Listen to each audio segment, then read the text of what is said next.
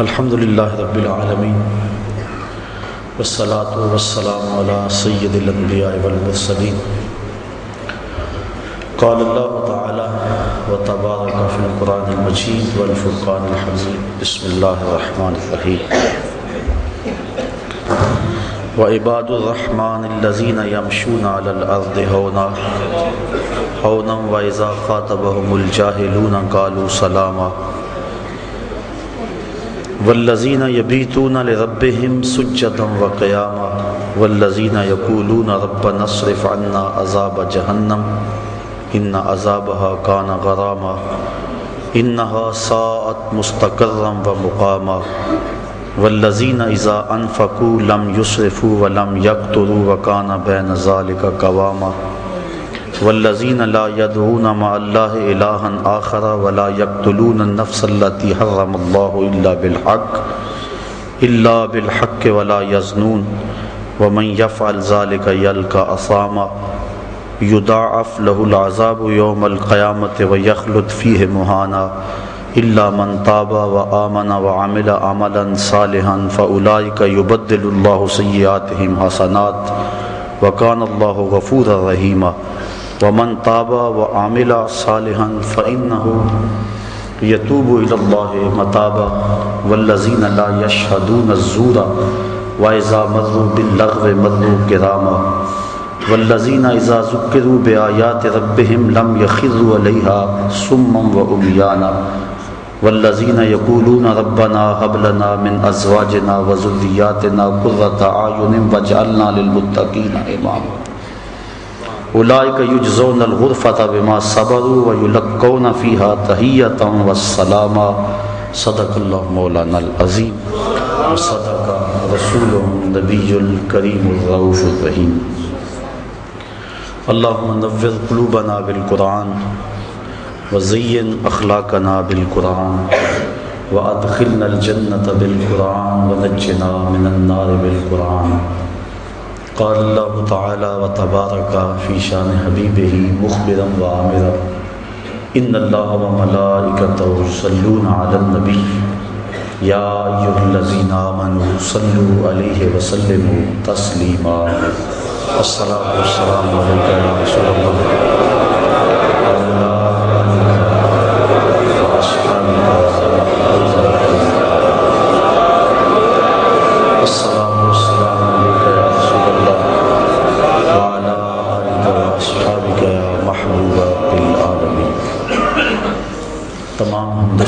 تعریف و توصیف اللہ جل مجدہ الکریم کی ذات پاک کے لیے جو خالق کائنات بھی ہے اور مالک شش جہات بھی۔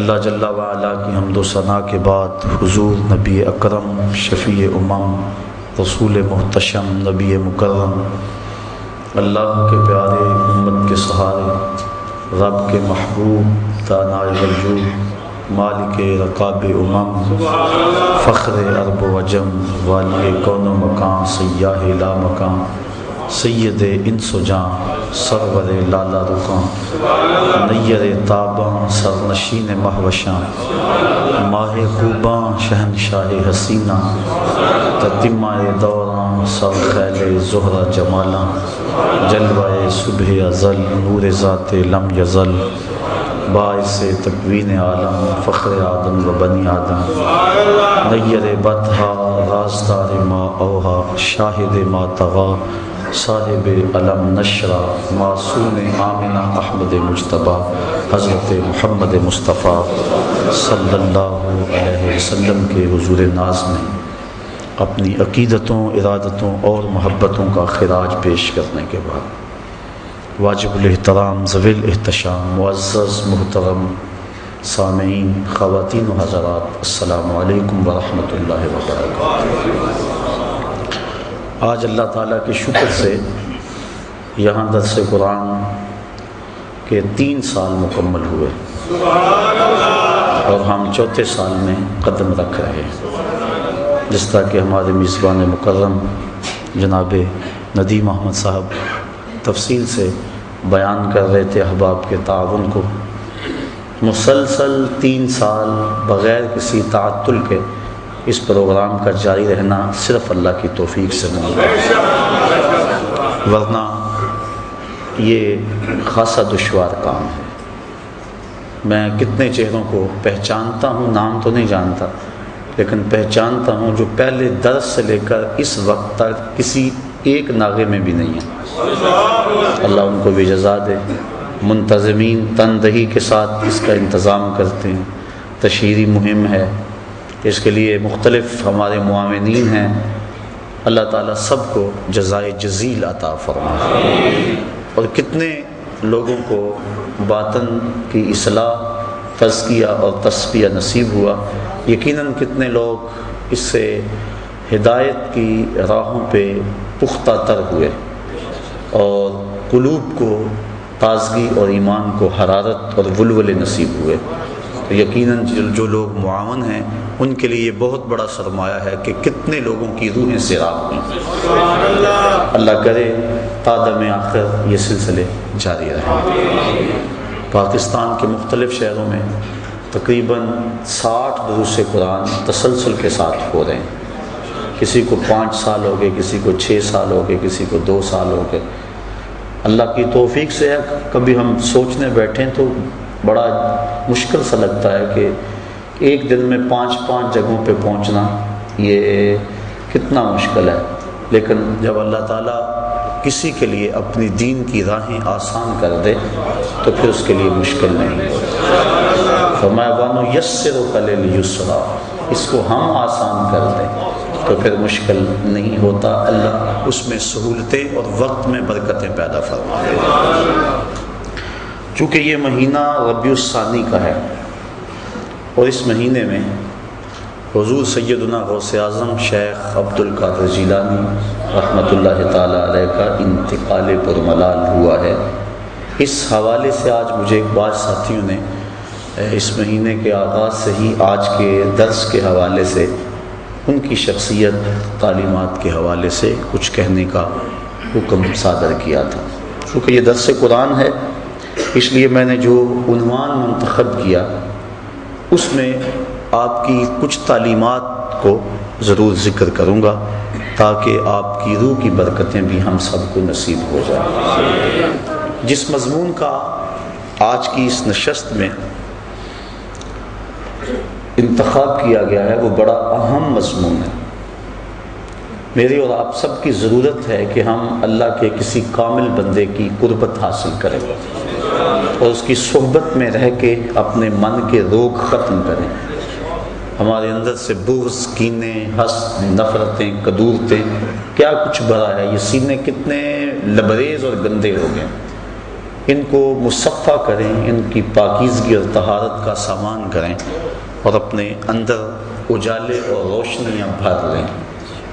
اب اس سچی طلب کے لیے ہم سفر کرتے ہیں، لوگوں کے پاس جاتے ہیں اور کئی جگہوں سے دھوکہ کھاتے ہیں۔ دھوکہ کھانے کی سب سے بڑی اور اہم وجہ ہے کہ ہمیں اللہ کے بندے کی پہچان نہیں ہے۔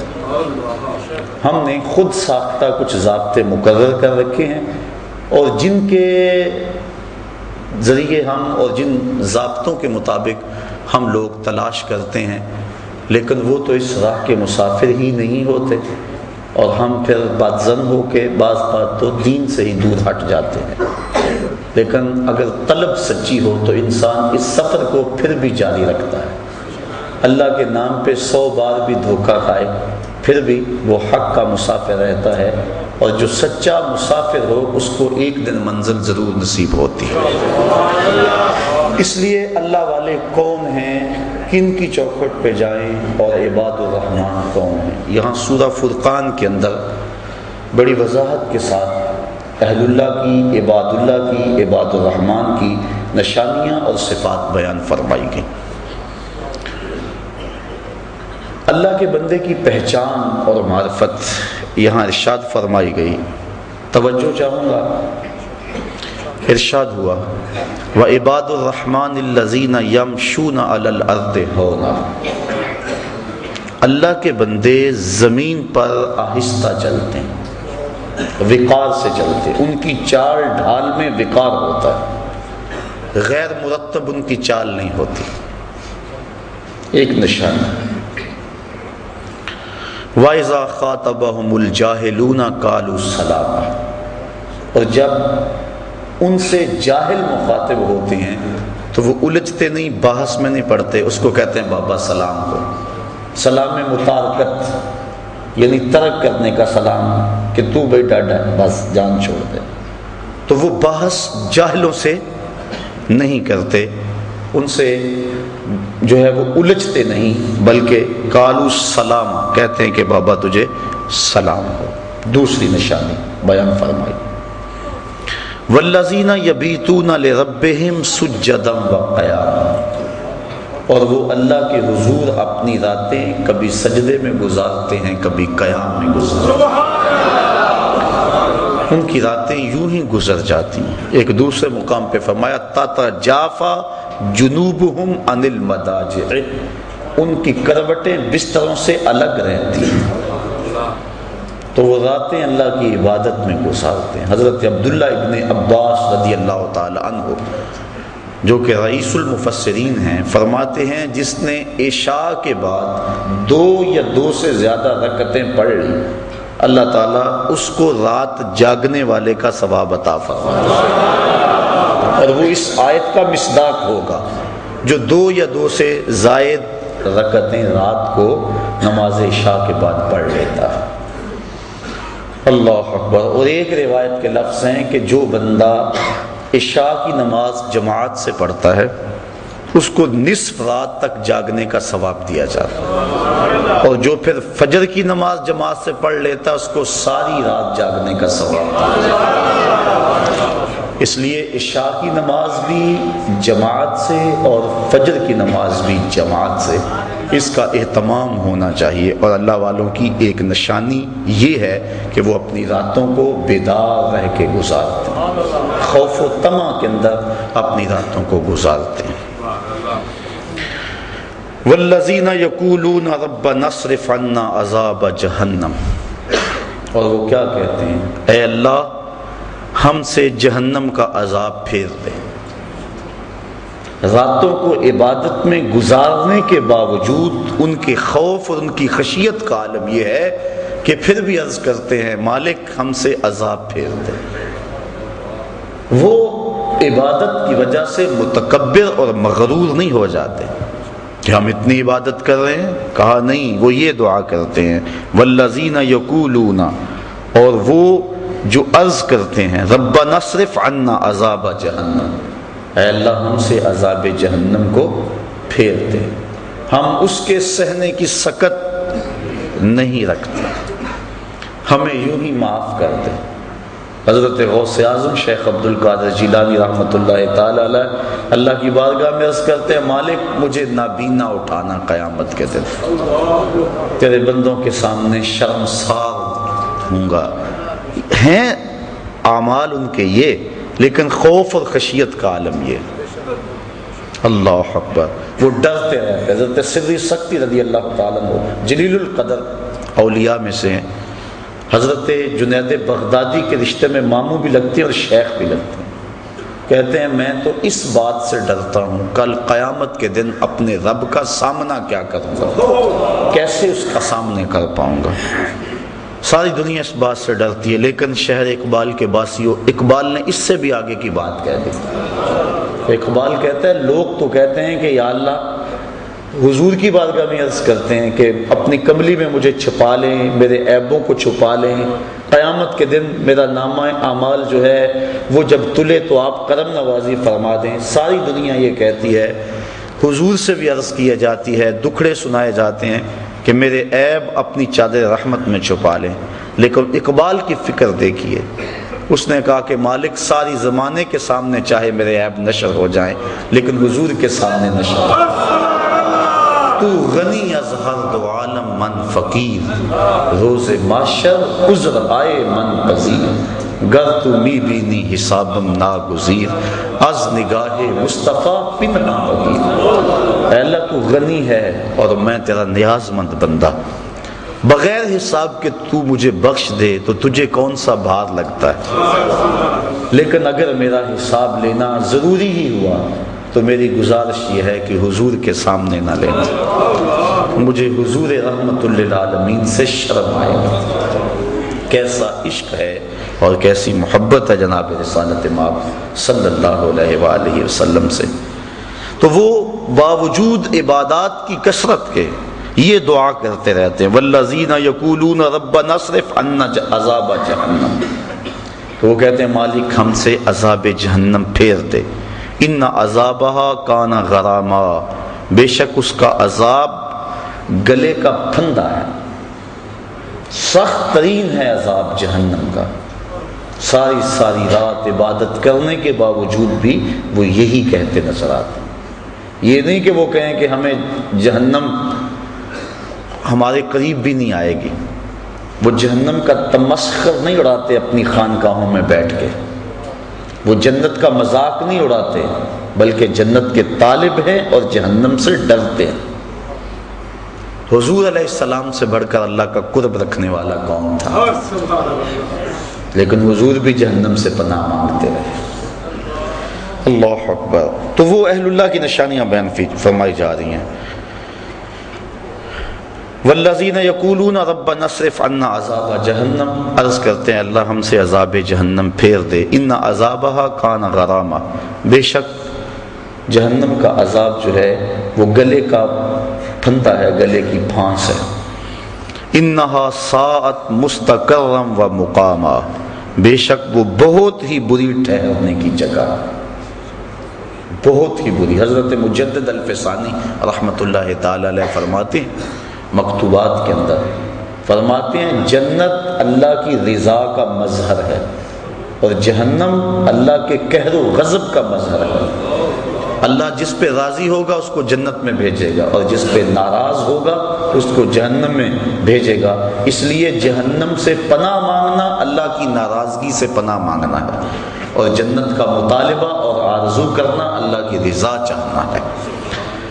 تو وہ کہتے ہیں اللہ ہمیں جہنم کے عذاب سے بچا لے، یہ بہت ہی بری پلٹ کے جانے کی جگہ ہے۔ والذین اذا انفقوا لم یسرفوا ولم یقتروا وکان بین ذلک قواما، اور وہ جب خرچ کرتے ہیں تو حد سے نہیں بڑھتے، فضول خرچی نہیں کرتے، ولم یقتروا، اور نہ ہی وہ تنگی کرتے ہیں، جہاں ضرورت ہوتی ہے وہاں ہاتھ دباتے بھی نہیں، وہاں کھل کے خرچ کرتے ہیں، اور جہاں وکان بین ذالک قواما، اور یہ دونوں کے درمیان اعتدال کے راستے پر ہے، یعنی بے تحاشا خرچ بھی نہیں کرتے اور بخل بھی نہیں کرتے۔ اتنا خرچ کرنا کہ کنگال ہو جائے اور بعد میں قرض چڑھ جائے، جو اہل اللہ ہیں ان کی علامت یہ ہوتی ہے کہ وہ اپنی چادر کو دیکھ کر پاؤں پھیلاتے ہیں، چادر سے زیادہ پاؤں نہیں پھیلاتے۔ اور حضور نے فرمایا کہ تم خرچ میں میانہ روی اختیار کر لو، کبھی فقیر نہیں ہوگے۔ سبحان اللہ، اللہ اکبر۔ تو فرمایا والذین اذا انفقوا لم یسرفوا ولم یقتروا، جب وہ خرچ کرتے ہیں تو حد سے نہیں بڑھتے، ولم یقتروا، اور نہ ہی تنگی کرتے ہیں، وکان بین ذالک قواما، اور وہ اس کے درمیان اعتدال کی راہ پہ رہتے ہیں۔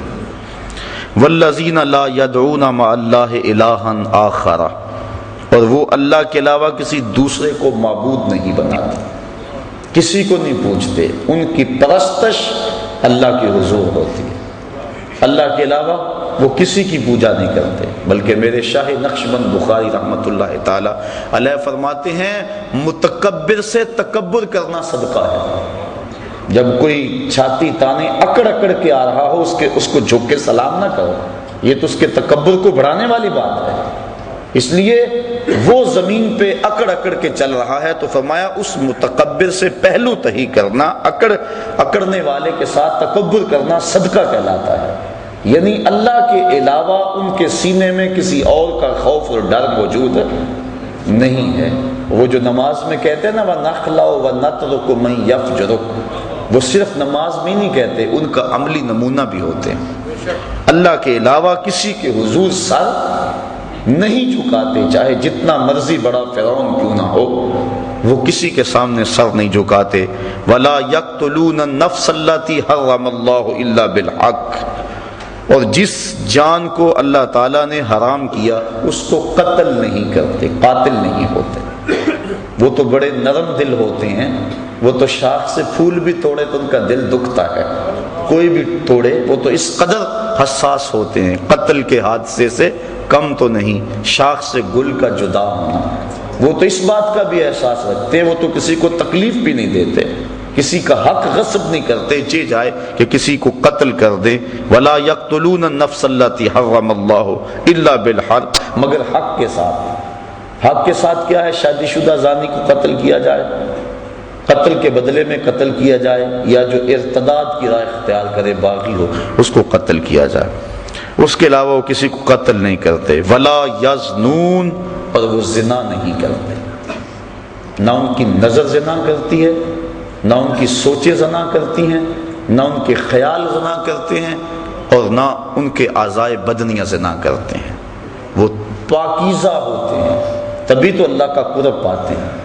اللہ کا قرب وہی پائے گا جو من کا ستھرا ہوگا، اور جس کے من پہ ایسے داغ اور گند لگے ہوں گے وہ اللہ کا قرب کیسے پائے گا؟ اس لیے ان کی نشانی بیان فرما دی، ولا یزنون، اور وہ زنا نہیں کرتے، اس فعل کبھی میں مرتکب نہیں ہوتے۔ اور حدیث میں آتا ہے جب زانی زنا کرتا ہے تو اس سے ایمان نکل جاتا ہے، بدترین فعل ہے، اور قرآن مجید نے اس کو کھلی بے حیائی کہا۔ تو جو اہل اللہ ہیں وہ اس فعل کبھی کے اندر کبھی بھی مبتلا نہیں ہوتے، اور صرف زنائے معروفہ ہی نہیں بلکہ ان کی نظر بھی بچتی۔ حضرت امام محمد بن حسن الشیبانی امام اعظم ابو حنیفہ کے پاس پڑھنے کے لیے آئے۔ ابھی عمر چھوٹی تھی اور چہرے پہ داڑھی کا سبزہ نہیں اگا تھا، اور اس عمر کا بچہ اگر خوبصورت ہو تو وہ عورت کی جگہ پہ ہوتا ہے، بلکہ اس کے ساتھ بہت سارے فتنے وابستہ ہوتے۔ تو امام صاحب نے فرمایا کہ تم ضرور میرے پاس پڑھو لیکن میرے سامنے نہیں بیٹھنا، اس ستون کی اوٹ میں بیٹھو تاکہ تمہارا چہرہ مجھے نظر نہ آئے۔ اسی لیے امام اعظم ابو حنیفہ اور امام محمد کو طرفین کہتے ہیں کہ طرف میں بیٹھتے تھے۔ وہ پڑھتے رہے، 2-4 سال گزر گئے۔ ایک دن رات کا موقع تھا، چراغ جل رہا تھا، اور امام محمد کا سایہ امام اعظم کے آگے پڑا۔ سائے پہ نظر پڑی تو سائے میں داڑھی کے بال نظر آئے۔ کہا بیٹا محمد تمہیں داڑھی آ گئی ہے؟ حضور سال ہو گیا ہے۔ کہا اب میرے سامنے بیٹھا کرو۔ یہ تھے وہ لوگ تقوی کے پہاڑ۔ چونکہ جو ذلت العلماء ہے یا اہل اللہ کا جو پھسلنا ہے پوری قوم کو تباہ کرنے کے مترادف ہے۔ امام صاحب پانی بھرنے گئے نا تو ایک لڑکی پانی کا گھڑا سر پہ اٹھایا اور نیچے پھسلن تھی، تو کہا بیٹا ذرا سنبھل کے۔ اس نے وہیں گھڑا رکھ دیا۔ کہا اگر میں پھسلوں گی تو کیا ہوگا؟ یہ گھڑا ٹوٹ جائے گا نا، بازار سے 2 آنے کا اور لے آؤں گی، لیکن اگر آپ پھسل گئے تو پوری قوم برباد ہو جائے۔ اعلیٰ حضرت امام اہل محبت امام اشہ احمد رضا خان فاضل بریلوی رحمت اللہ تعالی علیہ فرماتے ہیں، طبقہ علماء اپنی حفاظت کرنا۔ اگر تم نے مکروہ تنزیہیہ کا ارتکاب کیا لوگ تحریمیہ کرنے لگ جائیں گے، اگر تم نے مکروہ تحریمیہ کا ارتکاب کیا لوگ حرام میں پڑ جائیں گے، اور تم نے اگر حرام کا ارتکاب کیا لوگ کفر میں مبتلا ہو جائیں گے۔ اور پھر فرمایا اگر تم نے سنت غیر موقدہ کو چھوڑا لوگ موقدہ چھوڑ دیں گے، تم نے سنن موقدہ کو چھوڑا لوگ واجبات کو چھوڑ دیں گے، تم نے واجبات کو چھوڑا لوگ فرائض کو چھوڑ دیں گے۔ اس لیے بندہ جس قدر اونچے منصب کا ہو اس قدر اس کے تقاضے ہوتے ہیں۔ حضرت امام احمد بن حنبل کی بارگاہ میں غالباً ایک خاتون آئی اور اس نے مسئلہ پوچھا کہ حضرت میں اپنے مکان کی چھت پہ رات کے موقع پہ چاند کی چاندنی میں سوت کاٹتی ہوں، کبھی کبھی ایسا ہوتا ہے کہ بادشاہ کی سواری گزرتی ہے تو آگے آگے جو شمع اٹھائے چل رہے ہوتے ہیں اس سے روشنی زیادہ ہو جاتی ہے اور وہ میرے سوت پہ بھی پڑتی ہے، کیا بادشاہ کے چراغوں کی روشنی میں مجھے سوت کاٹنا جائز بھی ہے کہ نہیں؟ حضرت امام صاحب فرمانے لگے خاتون پہلے اپنا تعارف کرواؤ، تم کون ہو؟ خاتون کہنے لگی سائل کی ذات نہیں پوچھی جاتی، آپ مجھے مسئلہ بتائیں۔ امام صاحب فرمانے لگے نہیں، سائل کی وجہ سے مسئلے کی نوعیت بھی بدلتی ہے، آپ کو پہلے بتانا ہوگا کہ آپ کون ہیں۔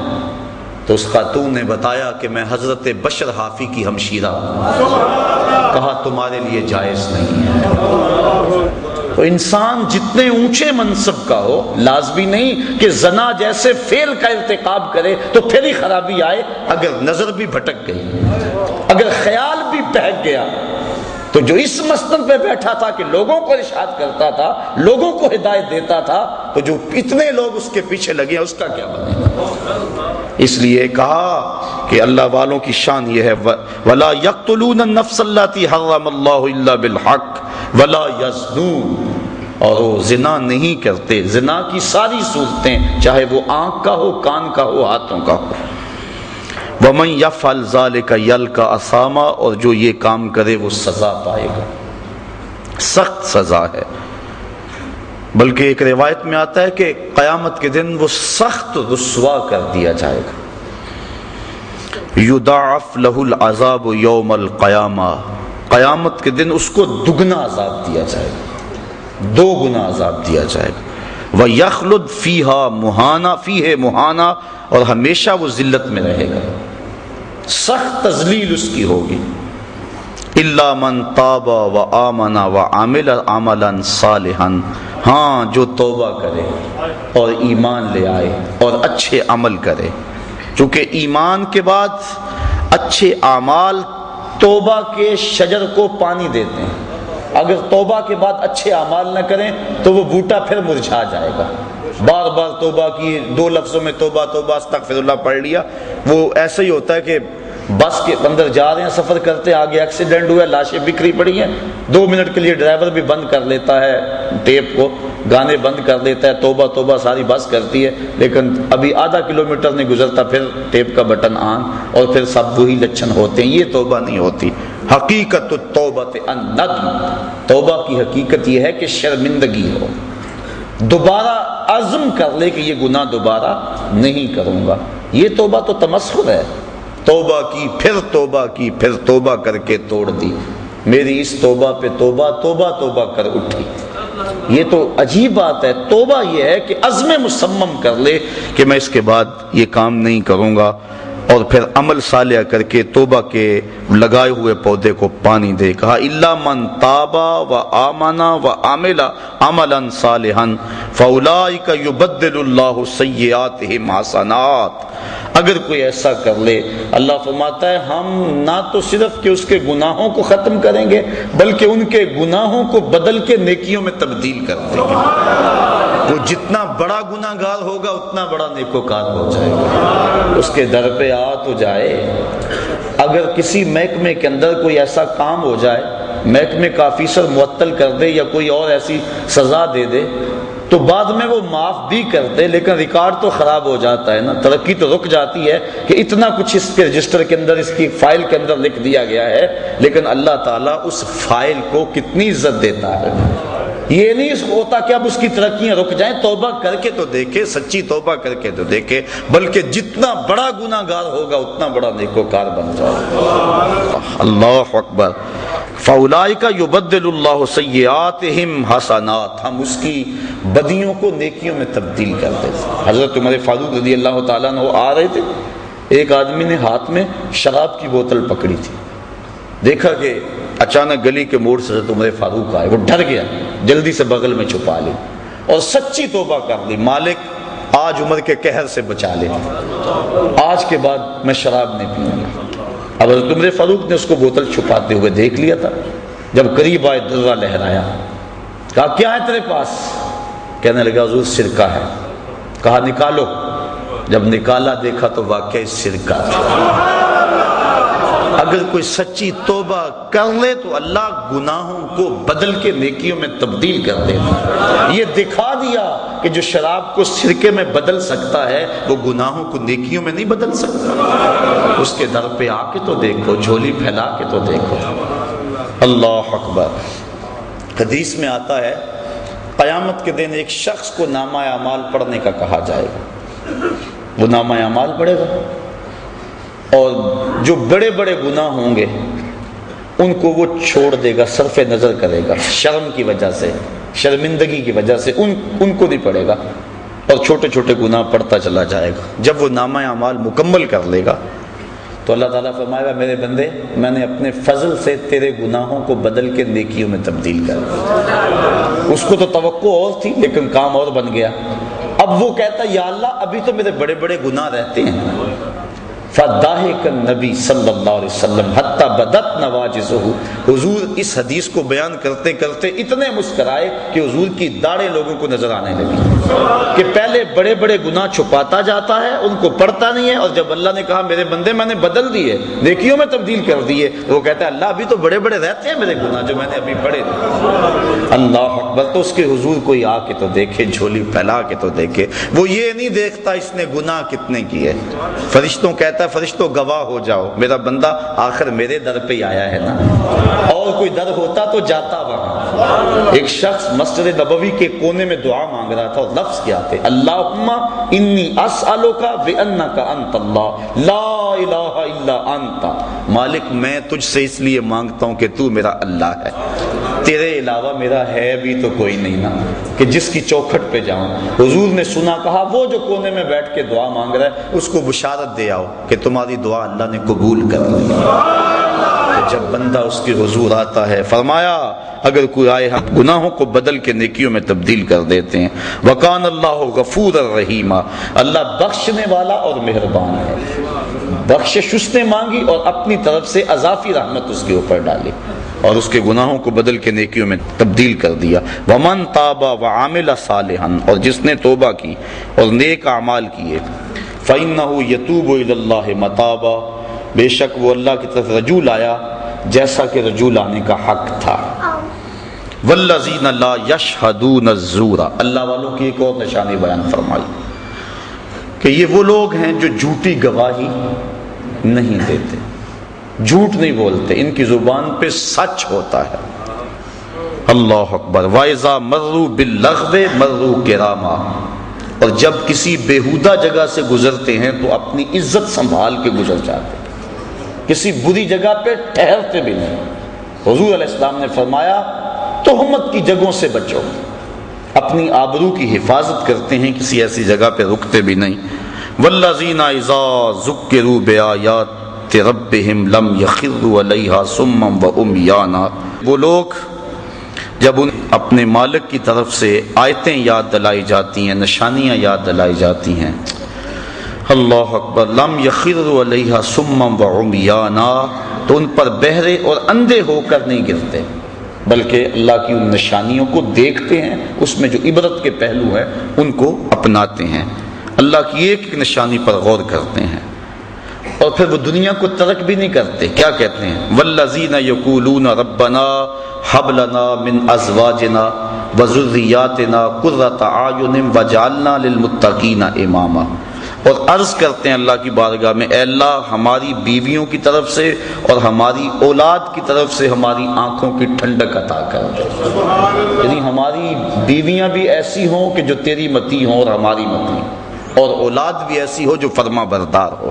اور ہمیں آنکھوں کی ٹھنڈک ان کی طرف سے نصیب ہو جائے۔ آنکھوں کی ٹھنڈک سے مراد کہ خوشی نصیب ہو۔ علماء نے بیان فرمایا ہے کہ جب غم میں آنسو نکلتے ہیں تو وہ گرم ہوتے ہیں، اور جب خوشی سے آنسو کو خوشخبری سن کے نکلے تو وہ ٹھنڈے ہوتے ہیں۔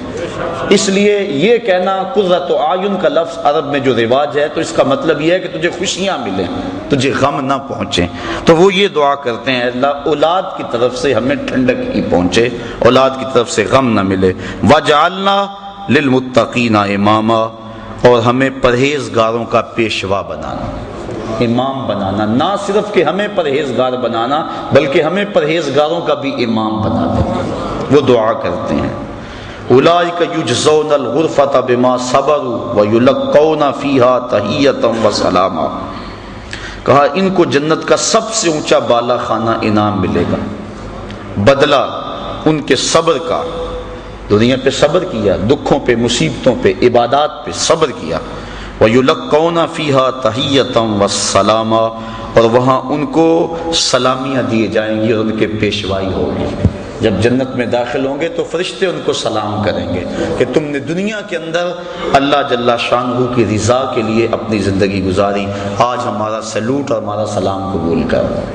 تو قرآن مجید نے یہ ان لوگوں کی نشانیاں بیان کی جو اللہ والے ہیں۔ اب دیکھیں ہم کس طرح کا ذہن بنائے پھرتے ہیں، اللہ والا کون ہوتا ہے؟ اب اللہ تعالیٰ نے قرآن مجید کے اندر جو ہے وہ اللہ والوں کی نشانیاں بیان کی۔ ان کی چال بھی وقار والی ہوتی ہے، ان کا لباس بھی وقار والا ہوتا ہے، ان کا اٹھنا بھی، بیٹھنا بھی، گزرنا بھی، چلنا بھی، اور ان کی دعائیں اور التجائیں اللہ کے حضور دیکھ لیں۔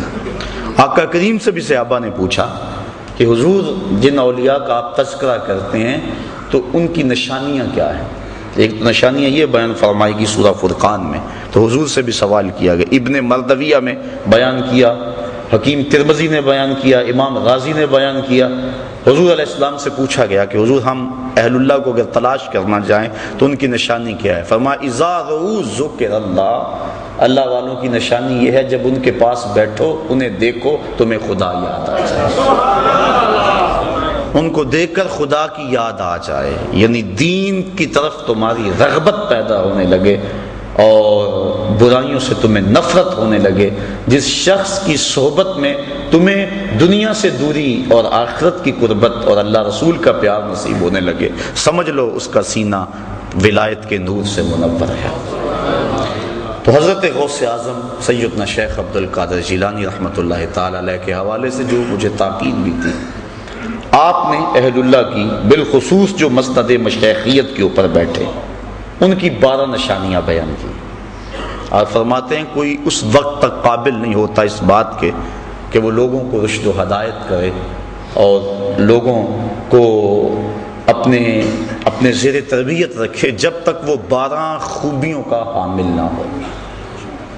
وہ کون کون سی 12 خوبیاں ہیں؟ فرمایا 2 خوبیاں اس میں اللہ تعالی والی ہوں، ایک اللہ کی صفت ستار کا مظہر ہو، ایک صفت غفار کا مظہر ہو، یعنی پردہ پوش ہو، چغل خور اللہ کا ولی نہیں ہوتا۔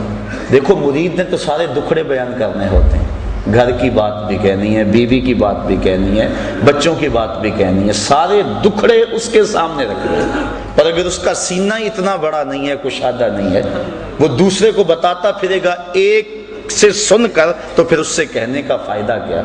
بلکہ دانشمند تو لوگ کہتے ہیں جس کو راز کی بات بتا کر یہ کہنا پڑے جناب اسے راز رکھنا، تو اس کو راز کی بات بتانی نہیں چاہیے، اسے خود پتا ہونا چاہیے یہ بات راز والی ہے کہ نہیں ہے۔ تو یہ طریقت کا رکن ہے کہ پردہ پوشی کی جائے۔ بلکہ آپ دیکھتے ہیں طریقت میں ایک بہت بڑا نام ہے حضرت حاتم اسم کا۔ اسم کہتے ہیں جو کانوں سے بہرا ہو۔ حضرت حاتم رحمۃ اللہ تعالی علیہ کانوں سے بہرے نہیں تھے، لیکن انہیں پھر بھی بہرا کہا جاتا کیوں؟ اس کی وجہ یہ کہتے ہیں کہ حضرت حاتم کی مجلس میں ایک خاتون آئی، اس نے اپنا کوئی دکھڑا کہنا تھا، کوئی حاجت کہنی تھی، دوران گفتگو اس کی ری خارج ہوگی، ہوا خارج ہو گئی، اس کو بڑی شرمندگی ہوئی کہ اتنے بڑے بزرگ اور میری ہوا خارج ہوئی، تو وہ شرم میں ڈوبی جا رہی تھی۔ حضرت حاتم اس کی خفت مٹانے کے لیے یوں کان پہ ہاتھ رکھ کے کہتے ہیں ذرا اونچی بولو، اس کو تاثر یوں دیا کہ میں بہرا ہوں اور میں نے وہ نہیں سنا جس سے تجھے شرمندگی ہو رہی۔ پھر جب تک زندہ رہے بہرے بنے رہے کہ اس عورت کو جب بھی پتا چلے گا اسے شرمندگی ہوگی۔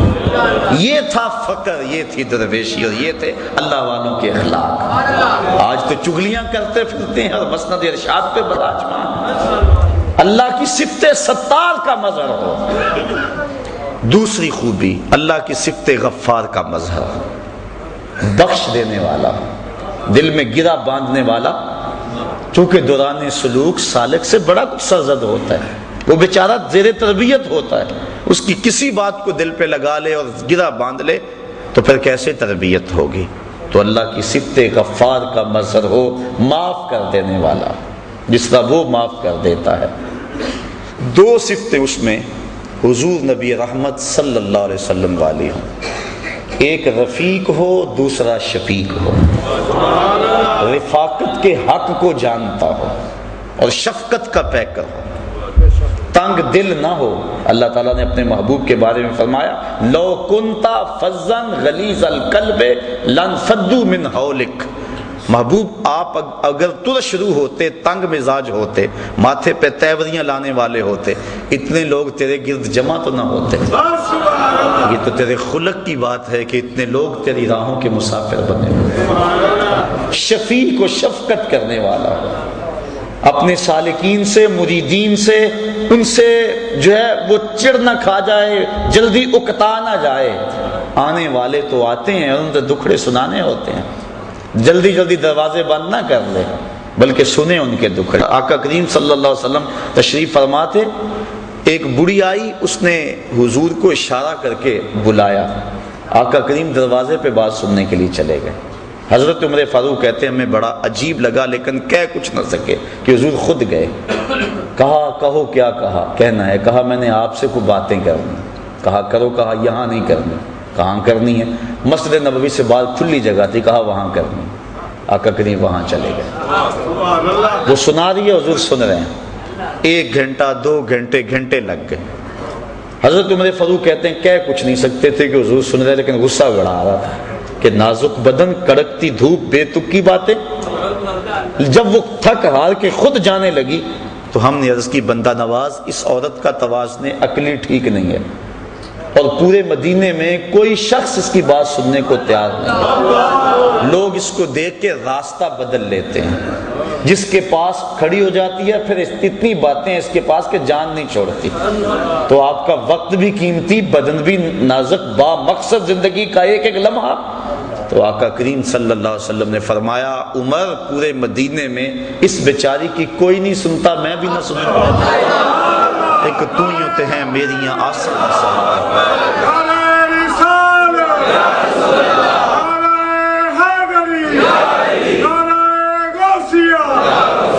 یہ جو دھکے دیتے پھرتے نا مریدوں کو، پیچھے ہٹ جاؤ پیچھے ہٹ جاؤ، پیر صاحب کا مزاج بڑا نازک ہے، پیچھے ہٹ جاؤ۔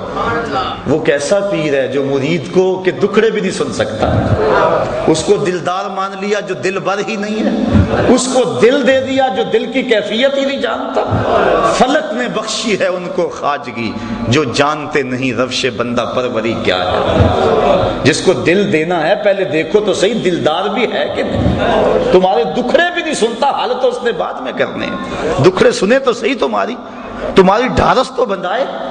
اللہ اکبر۔ تو شفیق ہو رفیق ہو، کتنی شفقت۔ سنیے حضور ارشاد فرماتے ہیں لو تدخلو شوقۃ فی رجل احدکم لوجدت علمها، میرے امتی تیرے پاؤں میں کانٹا چبھے نا تو اس کی تکلیف مجھے ہوتی ہے۔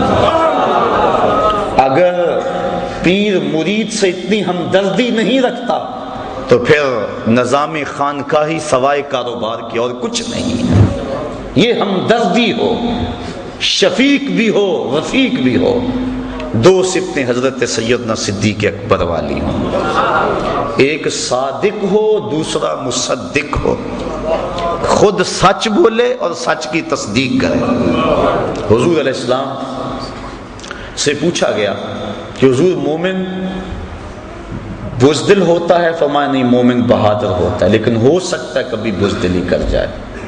اس طرح پوچھا گیا حضور مومن کنجوس ہو سکتا ہے؟ فرمایا نہیں، کنجوس نہیں ہوتا، مومن سخی ہوتا ہے، لیکن ہو سکتا ہے کبھی اس سے بخل ہو جائے۔ پھر پوچھا حضور مومن جھوٹا ہو سکتا ہے؟ فرمایا نہیں، جھوٹا نہیں ہو سکتا۔ اور یہاں بھی نشانی آپ نے پڑھی کہ وہ جھوٹی گواہی اللہ والا نہیں دیتا چاہے قیامت آ جائے، یہی تو اس کا کمال ہے۔ تو کہا ایک صادق ہو دوسرا مصدق ہو۔ 2 خوبیاں اس میں حضرت عمر فاروق والی ہیں، ایک امر بالمعروف کرے دوسرا نہی عن المنکر کرے۔ یہ نہیں ہے کہ مرید ناراض ہو جائے گا اگر اس کو حق کی بات بتائی، وہ پھر پیر تو وہ ہوا جو مرید ہے، یہ پیر تو ہوا ہی نا، مرید تو وہ یہ بن گیا اور وہ پیر بن گیا۔ اس کا حق ہے کہ وہ ہر لمحے میں امر بالمعروف اور نہی عن المنکر کے فریضے سے کبھی بھی غافل نہ ہو۔ حضرت عمر فاروق رضی اللہ تعالیٰ عنہ کے حوالے سے چونکہ حضرت غوث پاک بیان فرماتے ہیں، چونکہ آپ اس حوالے سے ایک امتیازی نام ہے، امر بالمعروف اور نہی عن المنکر کے حوالے سے. جب لولو فیروز نے آپ کے اوپر حملہ کیا اور زہر میں بجھا ہوا خنجر آپ کے جسم میں پیوست ہو گیا، زندگی اور موت کی کشمکش تھی، تو ایک انصاری نوجوان آپ کا حال پوچھنے آیا. اس وقت بس سانسیں ٹوٹ رہی تھی. اس نے کہا حضور کیا حال ہے؟ تو آپ کی نظر اس کے ٹخنوں پہ پڑ گئی. اس کا تہ بند لٹک رہا تھا اور اس کے ٹخنے جو ہیں وہ تہ بند میں ڈھمپے ہوئے تھے. آپ فرمایا میرا حال تو صحیح ہے، لیکن اے نوجوان اگر تو اس شلوار کو، اس تہ بند کو ٹخنوں سے اوپر کر لے، ایک تو تیرے کپڑے بھی پاک رہیں گے، دوسرا رب بھی راضی رہے گا. اب دیکھو کیا حالت ہے، اور امر بالمعروف اور نہی عن المنکر. حضرت مجدد الفسانی رحمۃ اللہ تعالی علیہ فرماتے ہیں مکتوبات میں کہ مرید نے شریعت اپنے پیر کے عمل سے سیکھنی ہے، اس لیے اگر اس کا عمل خود شریعت کے مطابق نہیں ہوگا تو پھر کس طرح لوگوں کو راہ ہدایت دے گا. تو اس نے امر بالمعروف اور نہی عن المنکر، یہ دو خوبیاں حضرت سیدنا عمر فاروق والی.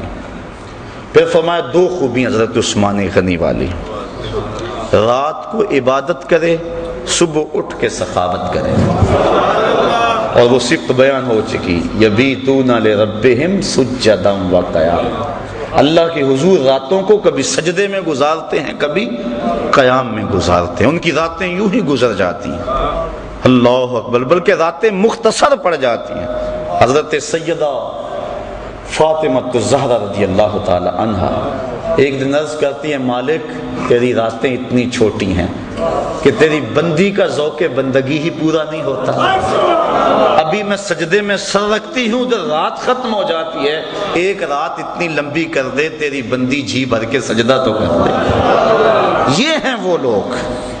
تو کہا ایک رات کو عبادت کرنے والا ہو، صبح اٹھ کے سخاوت کرنے والا. سخاوت کا صرف تعلق مال سے نہیں ہے، سخاوت بدل است نہ بمال، بزرگی بعقل است نہ بسال. بزرگی عقل سے ہوتی ہے، سالوں سے نہیں ہوتی، اور سخاوت دل سے ہوتی ہے، مال سے. کمینے دل والا اللہ کا ولی وہ تو بانٹنے والا ہوتا ہے. فقیر کا مزاج ہوتا ہے کہ لوگ اس کے در سے خیرات لیتے رہیں، جسم کی قوت بھی حاصل کریں، روح کی قوت بھی حاصل کریں. بابا بلے شاہ فرماتے نا، اٹ کھڑکے دکڑ وجے تتا ہوئے چلا، آن فقیر کھا کھا جامن راضی ہوئے بلا. فقیر کی اس میں خوشی ہوتی ہے کہ کوئی آئے اور اس کی چوکھٹ سے شراب ہوتا رہے. کہا دو خوبیاں اس میں حضرت سیدنا علی المرتضیٰ رضی اللہ تعالی عنہ والے، ایک عالم ہو دوسرا بہادر ہو. جاہل تو اللہ کا قرب کیسے پائے گا؟ حضرت جنید بغدادی فرماتے ہیں من تزہد بغیر علم فقد مات فی الکفر، جو علم کے بغیر زہد کرتا ہے اس کے کفر میں مرنے کا اندیشہ ہے. اسی کا ترجمہ سلطان باؤ علیہ الرحمٰن نے کیا، علم باج جو کرے فقیری، کافر مرے دیوانہ ہو. وہ غفلت کے اس کے پردے نہیں کھل سکتے، چونکہ علم نور ہے اور انسان کو سب سے پہلا سبق علم کا پڑھایا گیا، سب سے پہلی وحی علم کی نازل ہوئی. اور آقا کریم فرمایا فضل العالم علی العابد کا فضلی علی ادناکم، عالم کی فضیلت تہجد گزار پر ایسے ہے جس طرح تم میں سے ایک عام آدمی پر میری فضیلت.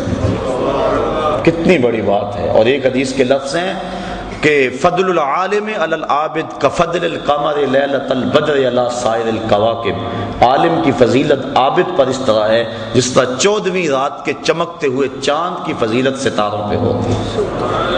تو ایک عالم ہو. حضرت غوث اعظم سے بھی کسی نے پوچھا کہ حضرت آپ اس مرتبہ قطبیت پہ کیسے پہنچے؟ تو فرمایا درست العلم حتی صرت کتبہ، کہ میں نے علم پڑھا یہاں تک کہ اس درجے پہ فائز البرام ہو گیا. اور دوسرا بہادر ہو. بزدل اللہ کا ولی، چونکہ جو توحید کے آغوش میں آباد ہوتا ہے وہ لا خوف علیہم ولا ہم یحزنون کے زمرے میں آ جاتا ہے، تو وہ کمزور اور بزدل کیسے ہو سکتا ہے؟ کلمہ حق کہنے سے وہ کبھی بھی گریز نہیں کرتا، چاہے شہنشاہ وقت بھی سامنے کھڑا ہو. حضرت غوث اعظم سیدنا شیخ عبد القادر جیلانی رحمۃ اللہ تعالی علیہ کی خدمت میں مستنجد باللہ حاضر ہوا. ملا علی قاری نے نزہۃ الخاطر الفاتر فی مناقب شیخ عبد القادر کے اندر اس واقعہ کو لکھا. اس نے 2 اشرفیوں کی تھیلیاں بطور ہدیہ بطور نذرانہ پیش کی. حضرت غوث اعظم نے اس نذرانے کو قبول کرنے سے انکار کر دیا. لازمی نہیں ہے کہ ہر مرید کے نذرانے کو قبول بھی کیا جائے. شیخ کی ذمہ داری ہے اس کو چھڑکے، میاں یہ ڈبل شاہ سے تو پیسے نہیں ہو کے آئے، یہ جو نذرانہ مجھے دے رہا ہے یہ کہاں سے آئے، یہ سود کا مال تو نہیں ہے، یہ لوگوں کا غریبوں کا خون تو نہیں نچوڑا ہوا. کہا تیرا نذرانہ میں وصول نہیں کروں گا. کہا حضور کیوں؟ کہا غریبوں کا خون نچوڑ کے مجھے نذرانہ دینے آ گئے. کہا نہیں حضور یہ میرا مال ہے. آپ نے اس کے ہاتھ سے تھیلی لی اور اس کو یوں تاؤ دیا، تازہ قطرے ٹپکنے لگے.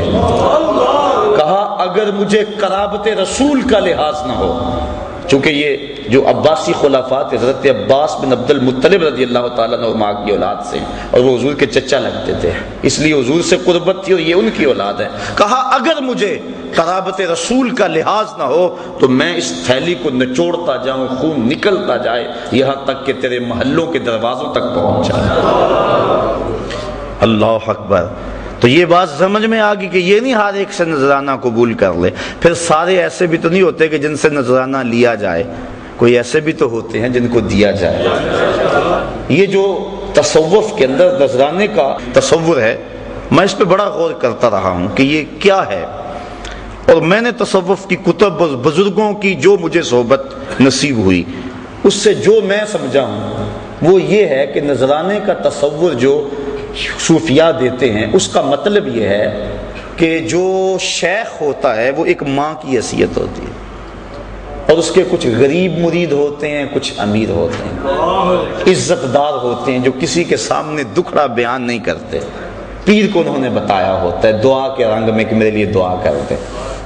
اب تصور نذرانے کا یہ ہے کہ امیروں سے لے اور غریبوں کو دے. یہ نہیں ہے کہ غریبوں سے بھی چھینتا چلا جائے، وہ تب بیچارہ پہلے ہی پریشان. حضرت علامہ اقبال علیہ رحمہ کا بڑا معروف واقعہ ہے کہ آپ جب مکلوڈ روڈ پہ ہوتے تھے تو وہاں ایک پیر صاحب اس دور کے آپ کو ملنے کے لیے آئے. ان کا ایک مرید تھا قلعہ گجر سنگھ لاہور میں. اس کو جب پتہ چلا کہ میرے پیر علامہ صاحب کے مہمان بنے ہوئے ہیں تو وہ سفر کرتا ہوا علامہ صاحب کے پاس پہنچا اور اپنے پیر صاحب سے عرض کی کہ حضور 100 روپیہ قرض ہے. اس وقت جو ہے 100 روپیہ بڑی اہمیت کا حامل تھا، اور بیٹی کی شادی بھی مانگ رہے ہیں جن کے ساتھ رشتہ کیا ہوا ہے، اور مقروض بھی ہوں، بڑا پریشان ہوں. آپ کا سنا حاضر ہوا، آپ دعا فرما دیں. انہوں نے دعا فرما دی، مرید کو اجازت دے دی. وہ جانے لگا، اس نے جیب میں ہاتھ ڈالا، 10 روپے کا نوٹ نکالا اور پیر صاحب کو نظر پیش کی. جب نظر پیش کی تو علامہ اقبال زیر لب مسکرا پڑے. وہ چلا گیا. پیر صاحب کی نظر بھی بڑی تیز تھی، چونکہ پیر بڑے تیز بھی ہوتے ہیں. تو انہوں نے کہا کہ حضرت یہ عجیب بات تھی، آپ مسکرائے کیوں؟ تو علامہ صاحب فرمانے لگے جناب میں آپ کی دعا کی قبولیت پہ مسکرایا، خوش ہو کے. کہا وہ کیسے؟ میری دعا کی قبولیت کیسے ہوگی اسی وقت؟ کہا حضرت جب دعا نہیں کی تھی 100 روپے کا مقروض تھا، اور جب آپ نے دعا کر دی تو 110 کا مقروض ہو گیا. وہ بیچارہ تو ضرورت مند ہے اور دکھڑا سنا رہا ہے. بلکہ میں تو کہا کرتا ہوں کہ 2-3 مرتبہ جو آ کے دعا کا کہے اور کہے جناب قرض نہیں اترتا، وظیفہ بتاؤ، کوئی تعویذ لکھ دو، اگر پیر صاحب ثروت ہو تو اسے خود ہی خیال ہونا چاہیے کہ جو بار بار کہہ رہا ہے اس کا مطلب کیا ہے. سارے مانگنے والے سائل جو ہیں وہ ایک جیسے تو نہیں ہوتے. ہستی پلکوں کے نیچے غم بھی پلتے ہیں، مگر کون دیکھتا ہے اتنی گہرائی میں. حضرت ابو ہریرہ رضی اللہ تعالیٰ عنہ فرماتے ہیں مجھے سخت بھوک لگی اور حد ہوگی بھوک سے. میں آ کے ایک جگہ پہ بیٹھ گیا کہ یہاں سے کوئی گزرے گا اور میری حالت دیکھے گا اور مجھے کھانا دے دے گا. مانگنا تو میں نے ہے نہیں. کہ حضرت ابو بکر صدیق گزرے. میں نے ایک آیت کے بارے میں پوچھا، انہوں نے بتا دی اور چلے گئے. میں نے کہا میرا مسئلہ تو حل نہ ہوا. پھر حضرت عمر فاروق آئے. میں نے پھر ایک قرآنی آیت کے بارے میں پوچھا، انہوں نے بتایا اور چل دیے. پھر دل و قلب و نگاہ کا مرشد اولین آ گیا. میں نے حضور سے مسئلہ پوچھا، آقا کریم نے دیکھا اور مسکرا کے کہنے لگے ابو ہریرہ بھوک لگی ہے؟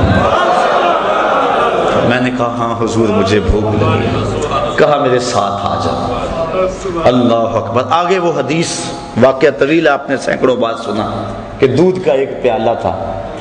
ابو ہریرہ کہتے ہیں کام بن گیا. لیکن کہا جب باقیوں کو بھی بلا لاؤ۔ 70 بندے تھے بیٹھے جو صفہ کے چبوترے پہ تھے، کہا میں بلا کے لے گیا، دل میں تھا کہ اب تو دودھ کا پیالہ گھونٹ گھونٹ بھی نہیں آئے گا، لیکن جب پہلے نے پیا ختم نہ ہوا میری ڈھارس بند گئی۔ میں نے کہا حوض کوثر کی نہروں سے کنیکشن جڑ گیا، کام بن گیا، برکت آ گئی۔ 70 نے پیا، پھر کہا ابو ہریرہ تم پیو، میں نے پیا، کہا اور پیو، میں نے پیا، کہا اور پیو، کہا حضور اب تو بس ہو گئی۔ پھر حضور نے نوش جاں کیا۔ میرے استاذ المکرم فرمایا کرتے تھے کہ یہ تو بیان کرتے ہو اور اس بات سے لطف لیتے ہو، اور صحیح لطف والی بات ہے کہ ایک پیالہ 70 کے لیے کافی ہو گیا، لیکن یہ بھی تو دیکھو 70 کا جھوٹا کونین کا سردار پی رہا، 70 آدمیوں کا جھوٹا دو جہاں کا سردار پی رہا۔ تو بات چل رہی تھی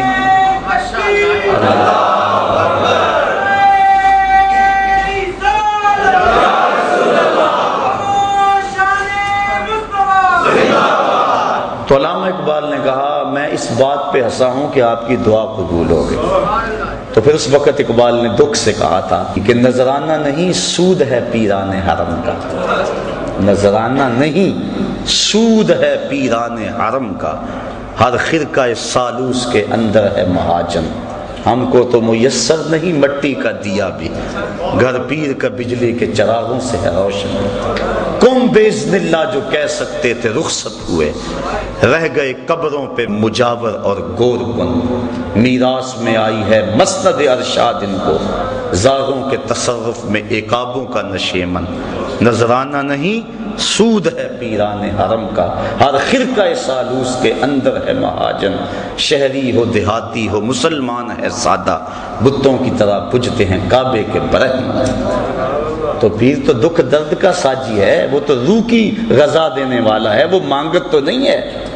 پہلے وہ کہتے ہیں پہلے بزرگوں کی نظر دل پہ ہوتی تھی، اور اب دل کے اوپر جو لگی ہوئی جیب ہے اس پہ ہوتی ہے۔ جو امیر ہوتا ہے، امیر بھی جان رہے ہوتے ہیں کہ یہ ہمارے ساتھ کیا ہو رہا ہے، اس کو اندر لے جایا جاتا ہے اور حجرے خاص میں بٹھایا جاتا ہے، اور جو غریب ہوتا ہے اس کو کہتے ہیں تو اس درخت کے پاس بیٹھ جا اور 1.25 مرتبہ یا حیو یا قیوم پڑھ، اور وہ کہتا ہے مجھے حضرت صاحب نے وظیفہ بتایا ہو میں اس لیے یہاں بیٹھا ہوا ہوں، وہ تو تجھے اپنے سے جو پیچھے ہٹا رہے ہیں۔ تو یہ کیا ہو گیا ہے؟ یہ دکھڑے ہیں، یہ تمسخر نہیں کر رہا میں، یا جو ہے وہ محض آپ کو خوش کرنے کے لیے نہیں، یا کسی مخصوص شخص کے اوپر کوئی تنقید نہیں ہے، اس وقت ہمارا رویہ ہے قوم کا، اور ہم لوگ ہیں کہ دن رات ایسے لوگوں سے لٹتے ہیں، نگہباں بن کے جو اہل چمن کی آبرو لوٹے، چمن والو عقیدت چھوڑ دو ایسے نگہباں کی، آؤ ان لوگوں کو تلاش کریں، جہاں قدم رکھتے ہیں وہاں اللہ کی رحمتوں کا نزول ہوتا ہے، ان لوگوں کو تلاش کریں جن کی زندگیاں لوگوں کے لیے ہدایت کا سبب ہیں، اور جن کی زندگی کا ایک ایک لمحہ یاد خدا سے منور اور معطر ہے۔ ایسا نہیں ہے کہ ایسے لوگ ہیں نہیں، بعض تو کہتے ہیں میں تو ڈھونڈتا رہا مجھے تو ملا ہی کوئی نہیں، پتہ نہیں تو نے کہاں سے ڈھونڈا ہے۔ اللہ اکبر، بستے ہیں یہاں کچھ ایسے پراگندہ تباہ لوگ بھی، افسوس کہ تمہیں میر سے صحبت نہیں رہی، جن سے مل کر زندگی سے عشق ہو جائے وہ لوگ آپ نے شاید نہ دیکھے ہوں مگر ایسے بھی ہیں۔ ہم نے کپڑا لینا ہو تو ہمیں پتہ ہے فلاں دکان سے صحیح ملتا ہے، سارا شہر چھوڑ کے وہاں جاتے ہیں کہ نہیں؟ تو یہ بھی روح کی غذا ہے، یہ بھی ڈھونڈو، گلی گلی موجود ہیں، گھر گھر جو ہے وہ چراغ چل رہے ہیں۔ حضور کی امت اولیاء سے کبھی بھی خالی نہیں ہوگی تا کہ خاتم الاولیاء امام مہدی تشریف لائیں، لیکن ان حقیقی لوگوں تک پہنچنے کے لیے ہمیں اس معیار کو سمجھنا ہوگا جو قرآن و حدیث اور ولیوں کے امام حضرت غوث اعظم کی تعلیمات کے حوالے سے میں نے آپ کے سامنے رکھ دیا۔ اللہ تعالیٰ مجھے آپ کو اپنی راہوں کا مسافر رکھے۔ 3 سال درس قرآن کا مکمل ہونے پہ اور 4 سال درس قرآن کا شروع ہونے پہ میں آپ کو مبارکباد پیش کرتا ہوں۔